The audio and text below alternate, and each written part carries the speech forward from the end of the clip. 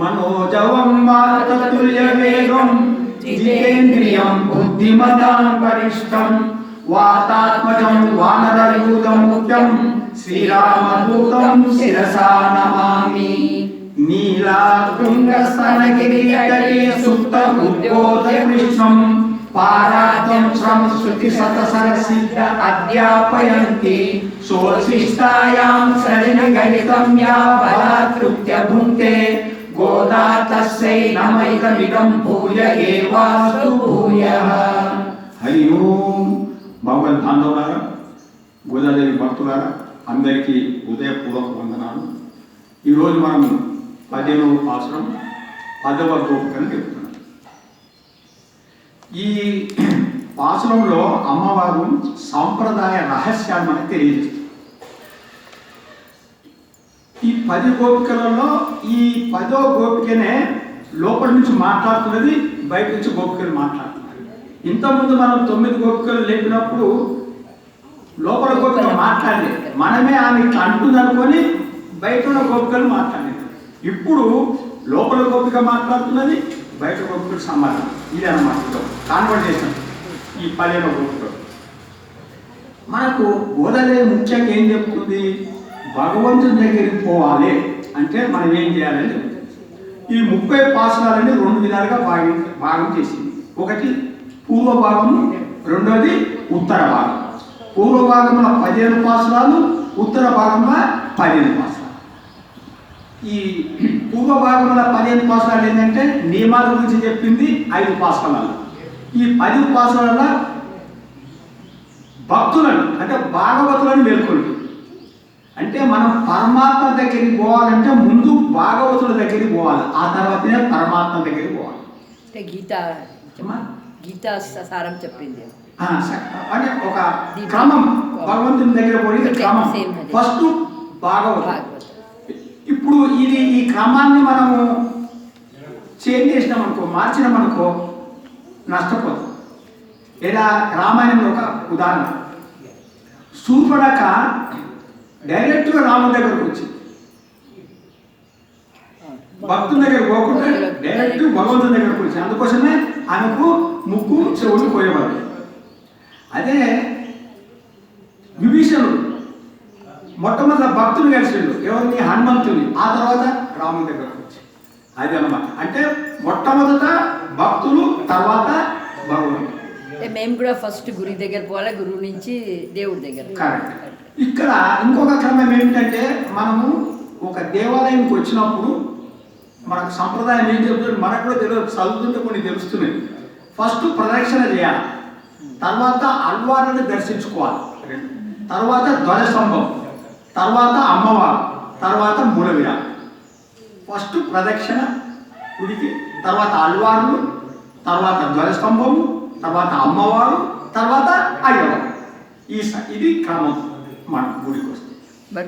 Enter అవ్వగానే ధ్వజస్తంభమే ముందుంటుంది కదా, ముందు అంటున్నారు, ప్రదక్షిణ అంటున్నారు, ప్రదర్శన చేసుకుంటానే మొక్కేసేయాలంతే. ఇప్పుడు నిన్న మనకి ఇందులో ఒక సంప్రదాయం ఏముందంటే భక్తులు ఇందులో ముఖ్యంగా ఏం చెప్తుందంటే మనకు ఎవరైనా మనకు దోషం చెప్పింది అనుకో, మనల్ని తిట్టిండ్రు దోషం చెప్పిండనుకో వాళ్ళని ఇమీడియట్గా వాళ్ళతో పోటీ పడతాం. క్షమాపణ ఉండాలని తెలియజేస్తున్నాను. నిన్న ఒక ఉదాహరణ జరిగింది మనకు. నిన్న ముకుందమాల నేను నిన్న నారాయణ అన్నారు కానీ కాదు మన కులశేఖర. అయితే నేను కులశేఖర అవ్వాలంటే కాదు, లాస్ట్గా అదే వచ్చేది. అయితే అప్పుడు అమ్మ ఊరుకునేది. అది చాలా ఉత్తమమైన గుణం. ఎందుకంటే పెద్దలు మనల్ని తప్పు చెప్పినా కూడా వాళ్ళు కరెక్ట్ చెప్పింది, కానీ పెద్దగా మనకు కాదు తప్పను అంటే అది ఒప్పుకోవాలి. ఒప్పుకోవడమే కాకుండా మనసులో బాధపడద్దు, సంతోషంగా ఒప్పుకొని ఉండాలి. ఆ రకంగా నిన్న మన దుర్గమ్మ ఉన్నది, మంచి గోపిక అర్థం చేస్తున్నది ఆధ్యాత్మికం. ఇది చాలా ముఖ్యమైనది. ఇదే ఈ రోజు ఉన్న పాసంలో ఇదే మనకు తెలియజేస్తుంది. ముకుందమాల కులశేఖర రాసింది. అది మనం ఇప్పుడు ఈ యొక్క పాసాన్ని అనుసంధానం చేస్తున్నాం. ఎల్లే ఇలంగిలియో ఇన్నం ఉరంగిలియో, ఎల్లే ఇలంగిలియో ఇన్నం ఉరంగిలియో, சில்லென்றல என்மின் நங்கை மீர் ஓதர்கின்றேன், வல்லே உன் கட்டுரைக்கல் பண்டே உன் வாயுறுத்தும், வல்லீர்கள் நீங்களே நானேடா நாயுடுகா, போதாய் உனக்கென்ன வீடமோ, எல்லாரும் போந்தாரோ போந்தார் போந்தன்னிக்கோள், வல்லானை கொன்றானை மாத்திரை மாத்தலிக்கா, వల్లానై మాయనై పాడేలో రెంబావాయ్. బయట గోపికలేమన్నాడు, ఒళ్ళే అని ఓసి ఒళ్ళే ఇలంగిలియో. ఇలంగిలియో అంటే ఒక లేత శిలుక. ఇలంగిలియో లేత శిలుక. చిలుక అంటే ఏమన్నట్టు, చిలుకలు మనం ఏమి నేర్పుతామో అదే మాట్లాడతాయి. రామచిలుక ఉందనుకో, మనం ఏం చెబితే అదే మాట్లాడతాం. చిలుక అంటే గురువులు కూడా వాళ్ళ ఇష్టం వచ్చినది చెప్పరు. ఏదైతే శాస్త్రం ఏమున్నదో శాస్త్రం చదివి గురువుల మాటలు ఇవి నేర్చుకొని ఆ శాస్త్రం చెప్పిందే చెప్తారు. ఎవరు? గురువులు కూడా, ఆచార్య అని మనం అర్థం చేసుకోవాలి.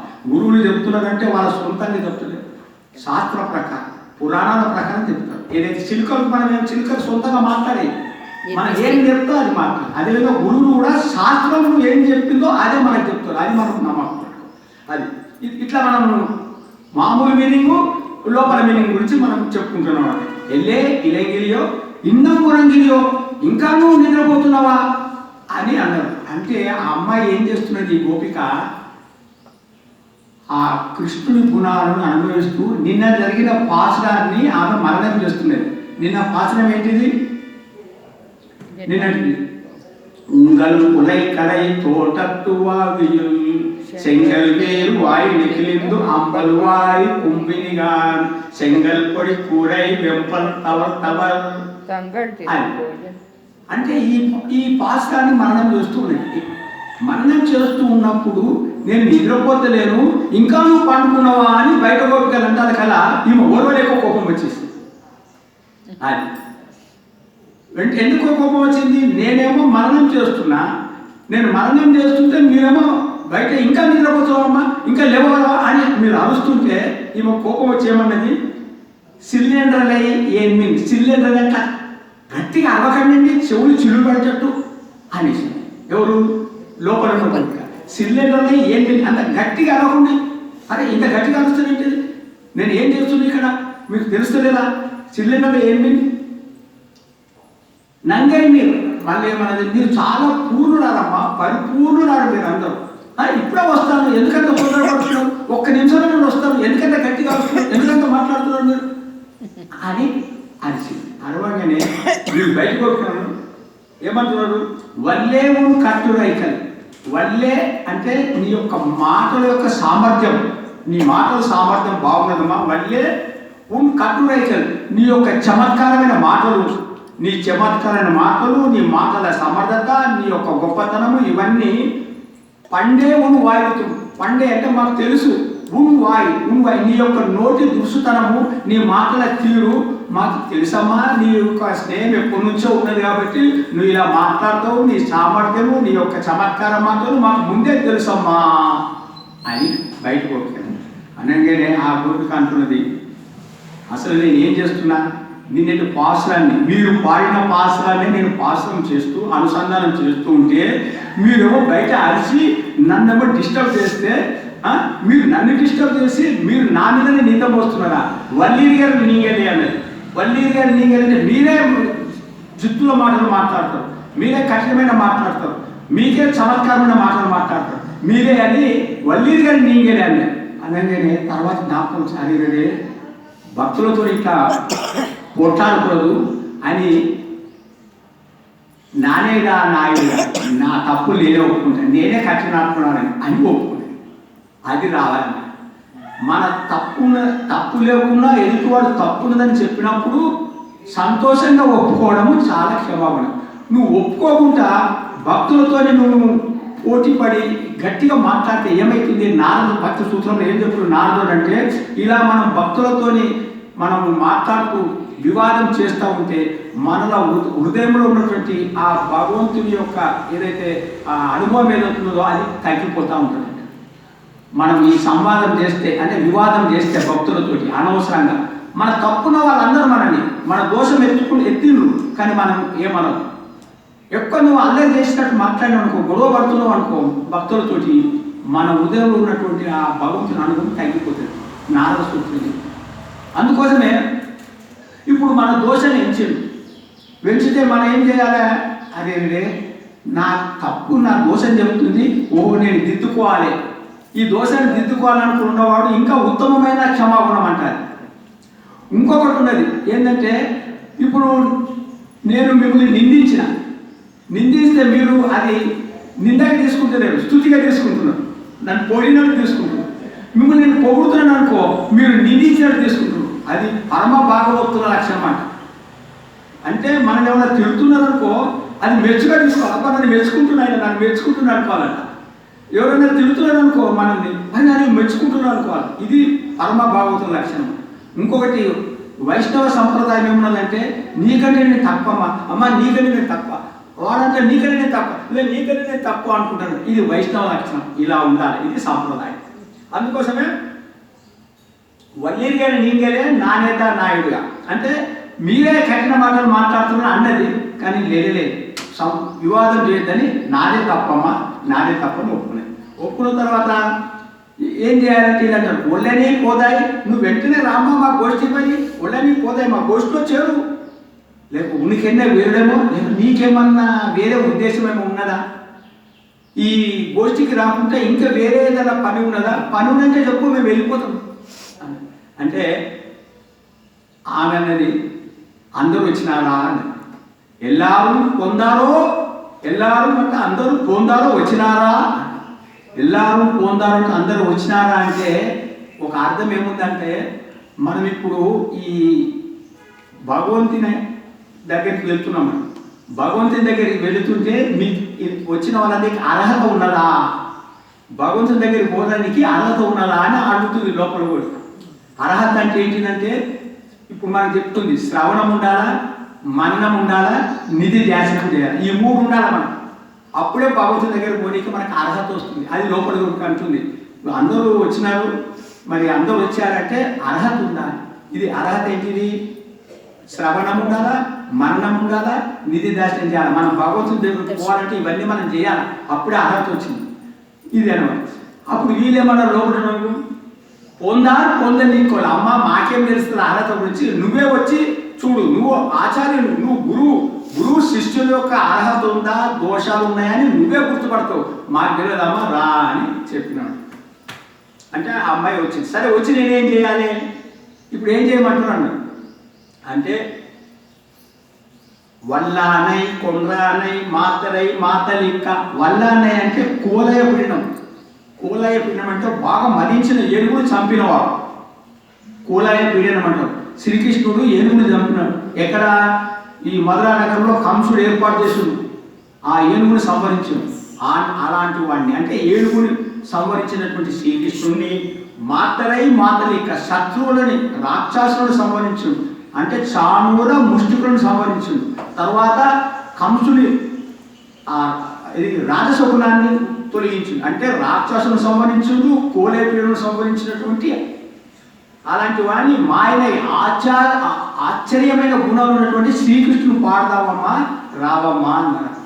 అప్పుడు ఆ అమ్మాయి రావడం జరిగింది. ఇందులో ఈ యొక్క గోపిక ఏం చేస్తుంటే నిరంతరము ఆ పరమాత్మనే తలుస్తూ ఉన్నటువంటి గోపిక అన్నమాట.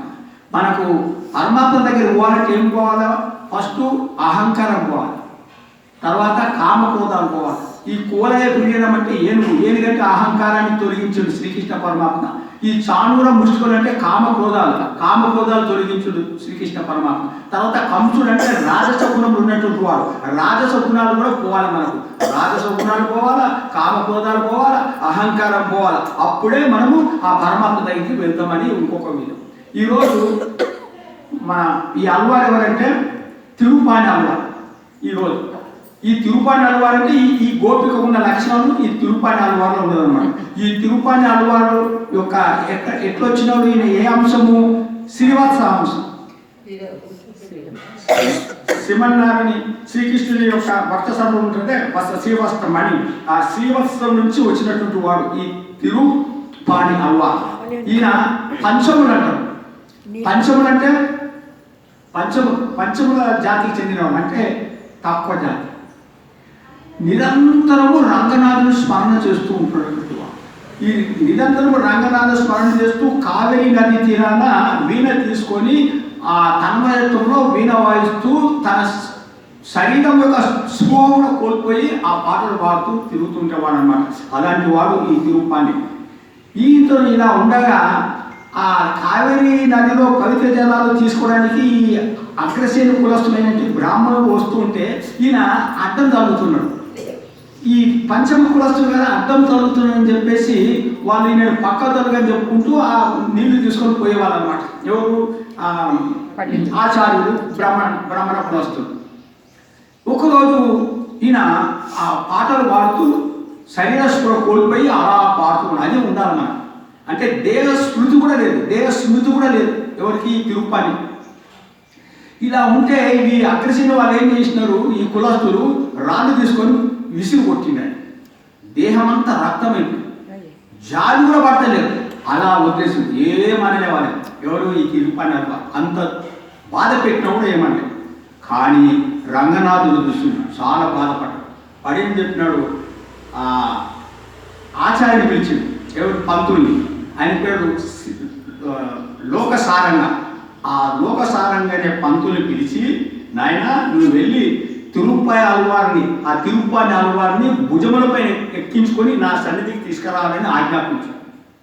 ఆ అగ్రసేన ఆ పంతులు ఈ పంచమ కురుస్తున్న తిరుపాణి అల్వారిని భుజముల మీద ఎక్కించుకొని తీసుకొని వచ్చి రంగనాథుని దగ్గర వదిలిపెట్టాడు. అప్పుడు రంగనాథుని దగ్గర వచ్చి తన్మయత్వం చూడండి ఈయన ఒక ఇది రాశాడు. ఇది ఇంకొక సుప్రభాతం అనేది ఒక గ్రంథం. దాని పేరు ఏంటంటే ఇది అమల ఆది పిరాన్ అనే ఒక గ్రంథం రాసి మనకు అందించిన అలాంటి వాడు ఈ యొక్క తిరుపాణి. అందుకోసమే భుజముల పైన ఎత్తుకొని వచ్చింది కాబట్టి ఈయన పేరు యోగి వాహన్. అందుకోసం మనకు 10 ఈ అల్వార్ల పేరు వచ్చేసినాయి కదా. భూతం సరచ్చ మహాదావాయ భట్టనాథ భక్తిసార కులశేఖర యోగి వాహన్ భట్రాంగేణు పరకాల యతీంద్ర మిశ్రాన్ శ్రీమద్ పరాంకుశ ముని ప్రణతోస్మి నిత్యం. ఈ విధంగా 10 అల్వార్లు మనకు నిరంతరము వీళ్ళని స్మరణ చేస్తూ ఉన్నాం అనమాట. ఈ అల్వార్లు ఏ రకం ఉన్నారో ఆ రకంగా ఈ గోపికలు కూడా అలాంటి వారితోని సంగం చేస్తూ ఆ గుణాన్ని తీసుకుంటున్నారు అనమాట. అది మనం భగవంతు దగ్గరికి పోవాలంటే ఈ భాగవతము ముందుగా. ఇప్పుడు రేపు ఎక్కడ పోతున్నాము? వీళ్ళందరూ ఇలాంటి గోపికలని ముందు పెట్టుకొని ఈ యొక్క గోదాదేవి ఇప్పుడు భగవంతుని యొక్క ఆలయానికి ప్రవేశిస్తుంది. ఇంత ఉండేది అనమాట. మనకి ఎంత సింపుల్గా అనిపిస్తుంది కానీ ఎంత క్రమం ఎంత నేర్పింది. లోతైన విషయాలు ఉన్నాయి మనకు. హరి ఓం హరే నమః హరే నమః.